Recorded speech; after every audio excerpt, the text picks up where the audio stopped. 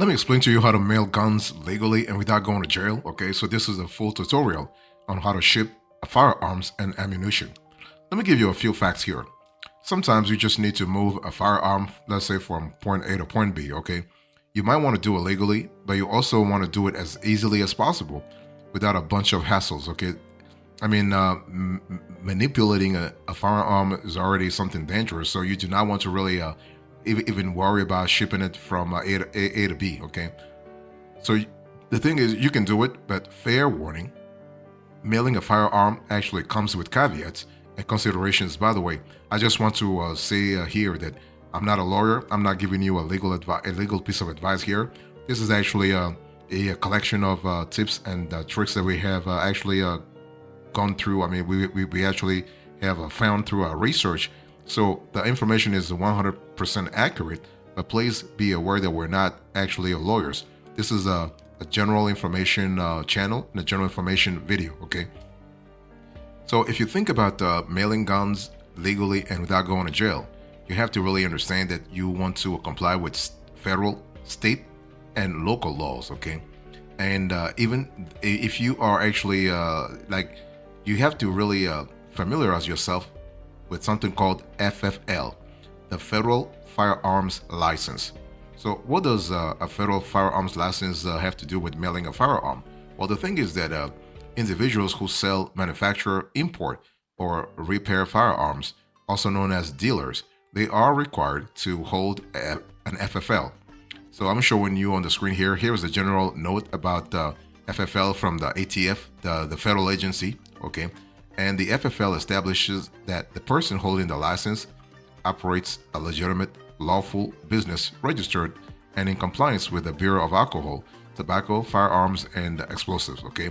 In other words, bottom line is that an FFL is necessary to run a gun shop, okay? Now, an FFL not only allows the licensee to actually operate their firearms-related business, but also to ship and receive firearms in accordance with federal, state, and local laws, okay? Now, do you want to ship firearms without an FFL? It's totally possible, but you have to really abide by a set of rules. So if you do not hold an FFL, but you want to mail a firearm, the ATF actually will refer to you as a non-licensee. So you are a non-licensee, okay?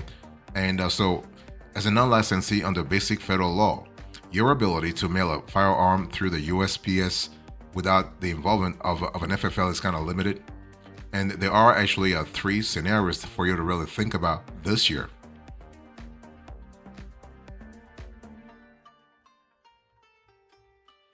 So the first scenario here is that you can actually ship a firearm to yourself in a state where you plan to hunt or engage in any other lawful activity.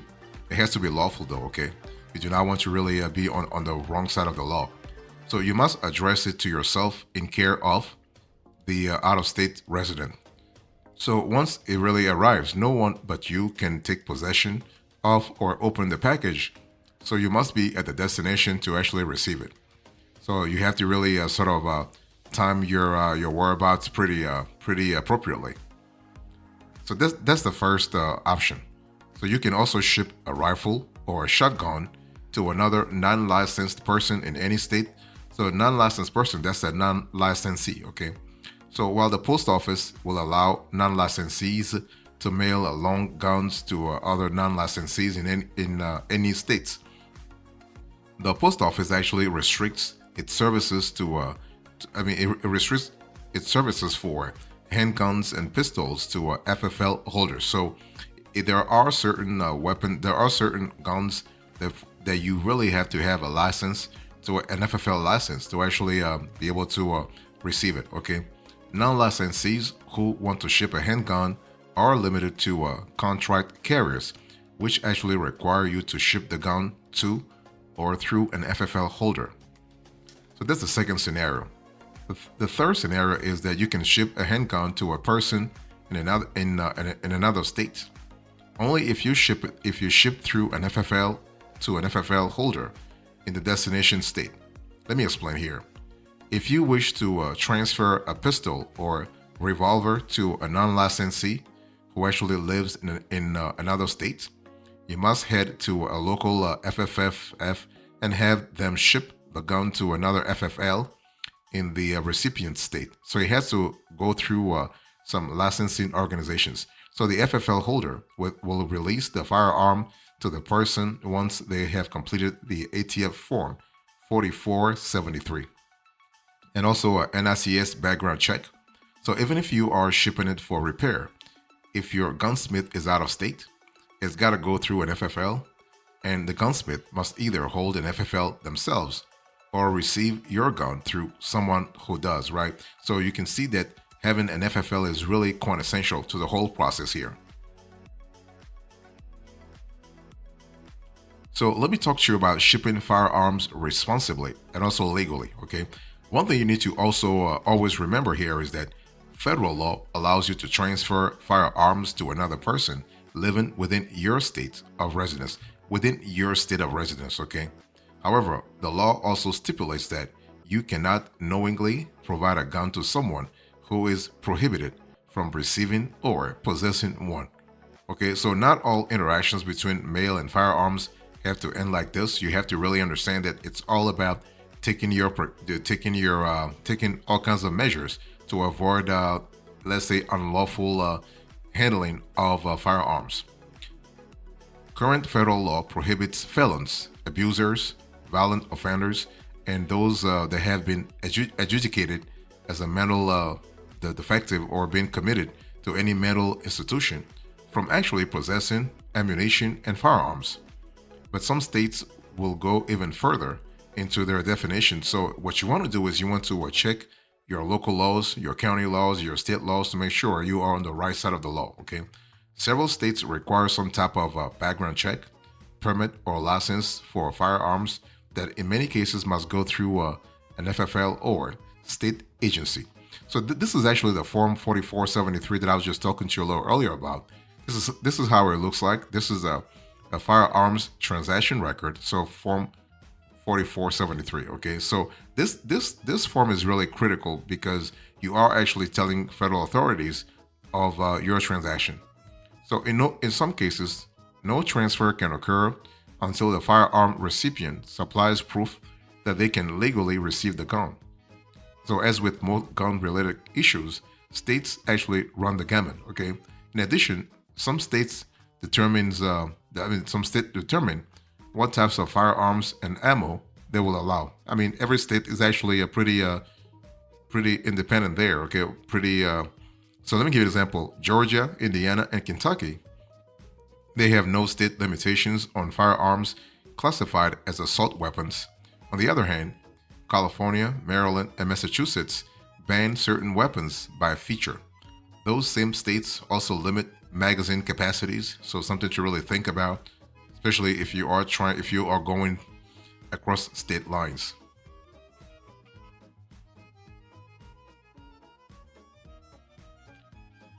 So let me talk to you about packing a firearm for shipping. What are the measures you have to take? What is the process you have to go through? Now, laws govern how you must pack a gun for shipping. Okay, because again, a gun by itself is something dangerous, so you do not want to really you do not want to package the wrong way, so to speak. So the idea here is to pack the ammo so that no one has any idea that a gun is inside, and so it arrives safely and intact, right? So a foam-lined case can really help protect your investment. So what you want to do is you want to choose a large, strong box with plenty of room for packing material to actually cushion the firearm. So UPS, for example, mandates new corrugated packaging that meets its single wall strength guidelines. And among the top three shippers. UPS is one with the most detailed processes when it comes to shipping ammo. Okay, so the first thing is you want to choose a large, strong box. Second, you want to ensure that the exterior of the box gives no obvious indication of the firearm within, right? Because otherwise, you might actually be endangering other people's lives, including the mail carrier. So federal law prohibits markings that indicates that The box contains a firearm. Plus, you don't want to tempt any potential gun thieves, right? You just never know. I mean, there are a lot of bad actors out there. So you can't just like slap a label on this and go. You can't do it. The third thing you want to do is do not include any ammo. Do not include any ammunition. Ammunition has its own set of rules and it must travel as a separate parcel, especially if you are doing like out of state shipment, okay? And finally, you want to pack the firearm securely so the box should actually feel solid with no rattling or shifting. So, shoddily packed rifles have been known to arrive at their destination with the barrel or bolt protruding, damaged butt stock, or worse, okay, torn open and at the mercy of strangers and the elements. So, you want to bubble wrap, pull noodles, styrofoam, sturdy packing paper, and white tapes. Those are must-haves, especially if you are really shipping pretty solid weapons. Okay, you should also ensure the contents, but the poor packaging can actually void your claim. So you'll need to actually fill out a slip similar to the ones that you have at as usual at postal offices. Okay.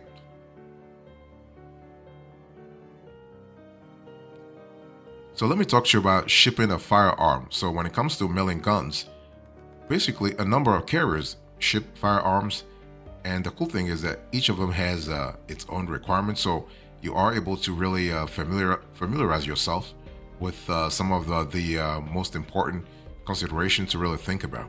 So you always want to check your chosen carrier's website for the latest policies or changes. The thing is, those policies are constantly changing depending on federal regulations or even state regulations. So please check. You want to check the carrier's website for the latest policies or changes.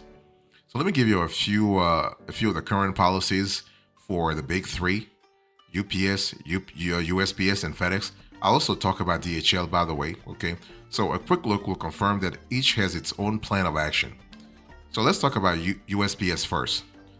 So shipping firearms with USPS this year. So USPS will ship the following types of arms: handguns, unloaded rifles, and shotguns. Okay, now those unloaded rifles and shotguns can be mailed. However, the mailer will need to verify by opening or by certification that the rifle or shotgun is unloaded and eligible for a mailing. So, subject to state, territory, or district regulations, rifles and shotguns may be mailed without restrictions when sent actually in the same state. So, for a rifle, a shoulder weapon having a barrel that's 16 inches or more in length, and for shotguns, a shoulder weapon having a barrel that's 18 inches or more in length. Okay. So now you have to really understand that special postage is required. So you also need to include a return service requested endorsement. So that's important. And you want to ship using Priority Mail Express. And signature is actually required and must be used at delivery or by registered mail. Okay. So that's important. So the packing requirements are pretty straightforward. So no markings of any kind that indicate the nature of the content may be placed on the outside wrapper or container of any mail piece containing firearms. And all mailable guns must be properly and securely packaged, depending on based on what I just told you a little earlier. Okay, so that's important. Just remember that non-licensed individuals cannot ship handguns or other firearms capable of being concealed on the person. Okay, so even if you are shipping the handgun to an FFL holder, you will have to ship it through your local FFL by contract carrier. The USPS will actually ship handguns only for official government, military, or law enforcement agencies. So that's important to think about it. So let me talk to you about shipping firearms with UPS. So UPS actually, I think I've said this to you before. UPS has one of the lengthiest procedures in place. So UPS has restrictions on recipients as well as individual shippers. Okay, so currently shipment and receiving are limited to licensed importers, licensed manufacturers, licensed dealers, licensed collectors. So you can see that the element of licensing is really critical for UPS. Okay, so only those four above licensed personnel can use UPS to ship firearms to government agencies. In addition, these transactions are subject to federal, state, and local law. So firearms may be shipped by UPS via the following. So a UPS scheduled pickup account, a UPS customer center using the following services. So there are actually three services: UPS Next Day Air Services, specifically UPS Next Day Air Early. You also have UPS Next Day Air, and you have UPS Next Day Air Saver. So those are the top three UPS services that you can really use if you are trying to ship guns. Okay. And now, if you want to really ship hazmats with the UPS, you have to really follow another procedure. Okay. You have to really understand that to use the service, you have to have a UPS.com username. You must have a shipping account. You must be in compliance with all regulatory requirements and UPS carrier variations. Okay, so those are important, especially when it comes to shipping all kinds of specific weapons. So now, while UPS is often cited as a viable contract carrier for firearms, I really just want you to remember that it's not really an option for a non-licensed person to ship a firearm to another non-licensed person, even if you are shipping in-state. Okay, that's important. UPS specifies that it accepts packages for transportation only between FFL holders. That means you have to find, as I said earlier, you have to find a local FFL to ship the gun to another FFL.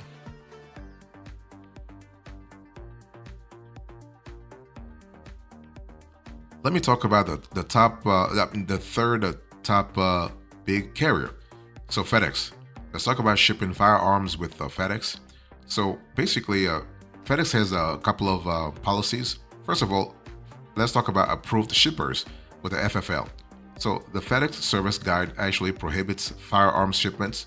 However, customers holding an FFL may work with their FedEx account executive to obtain approval to ship firearms with FedEx. So they will require customers holding an FFL to execute a FedEx firearms shipping compliance agreement. Okay, so for more info, you want to contact your FedEx account executive. And for unapproved shippers, so if you do not hold an FFL, you are not eligible to obtain approval, and you are prohibited from shipping firearms with FedEx. So if you have not received approval, regardless of your FFL status, you are prohibited from shipping firearms with FedEx. Okay, so what you want to do is that basically you want to remove all ammo. You want to remove all ammunition. I've said this to you before. Ammo actually goes through a specific process by itself. So firearms cannot be shipped with ammo. So you want to remove all ammo before packing the firearm. Ensure that the gun is safely turned on. I mean, the safety, by the way, the safety is actually turned on. All rifles and shotguns should be broken down. Ammunition is a dangerous good and may never be shipped from a FedEx office or other FedEx associated retail location. So you want to secure the firearm in a case. I'm showing this to you on the screen here, the kind of case you want to secure the firearm in. Okay, so you want to really understand that FedEx is pretty strict when it comes to signature requirements. So you want to begin creating your shipment label and make sure to choose the option that requires a signature upon delivery. And you may choose either adult signature required ASR or direct signature required DSR. So this is how you do it. You can see this on the screen here, how you do it. And then you also want to print your label and ship it. And so I'm really explaining to you to understand that you have some packaging requirements to actually go through. Okay. Next, you can also ship the gun at a FedEx office location. So FedEx team members cannot pack firearms shipments or create a label for firearms shipments. You can drop off a pre-packaged, pre-labeled firearm shipment at your local FedEx office, and they will take it from there. FedEx will transport and deliver firearms as defined by the United States Gun Control Act of 1968 between certain areas served in the US, okay? And this, again, I want to repeat that. This is limited to licensed importers, licensed manufacturers, licensed dealers, licensed collectors, law enforcement agencies of the US, any department or agency, law enforcement agencies of any state or any department, agency, or political subdivisions thereof. So that's important to really understand that FedEx is really strict about what it can and cannot transport.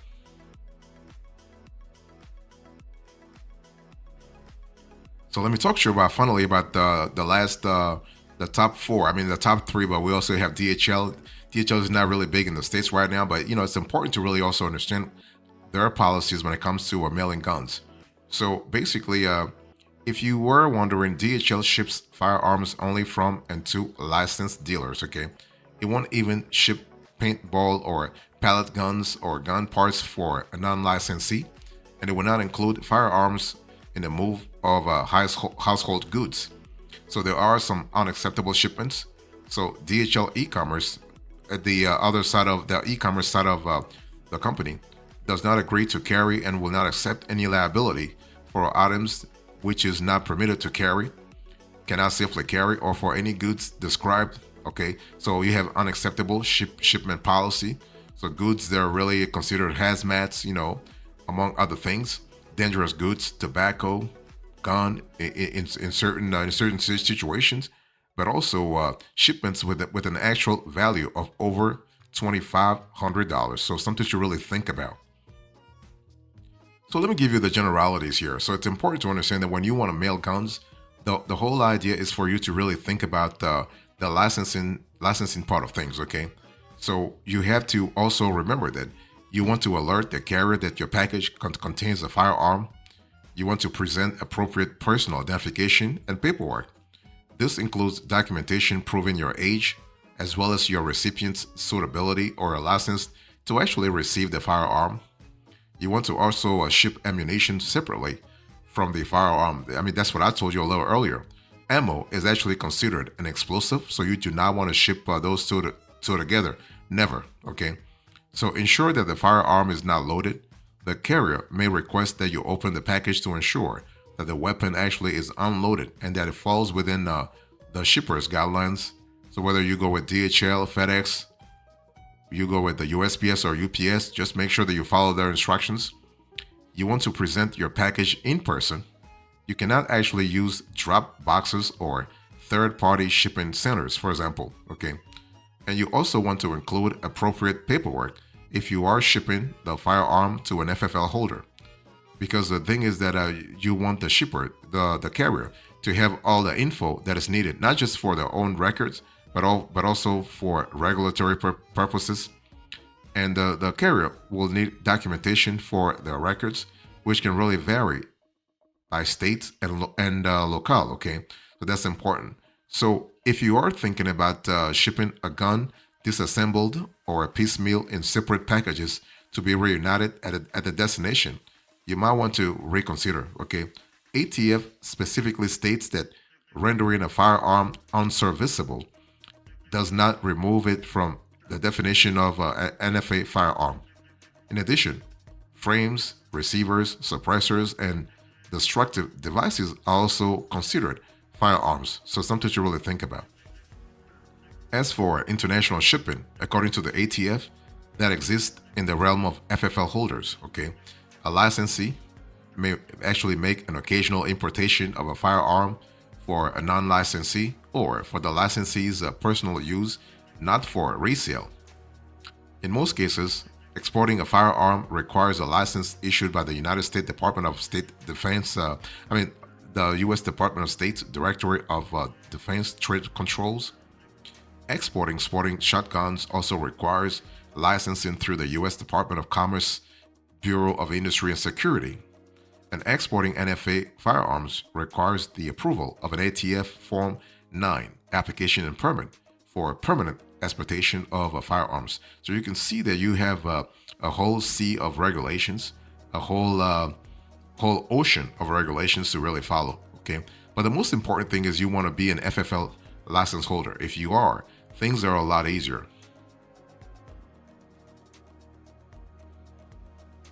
So, as a coda, in conclusion, in today's conversation, I explained to you how to mail guns. I gave you the facts, the generalities, and finally, the coda. Thank you so much. God bless you. I will see you next time. Until then, remember, stay marvelous.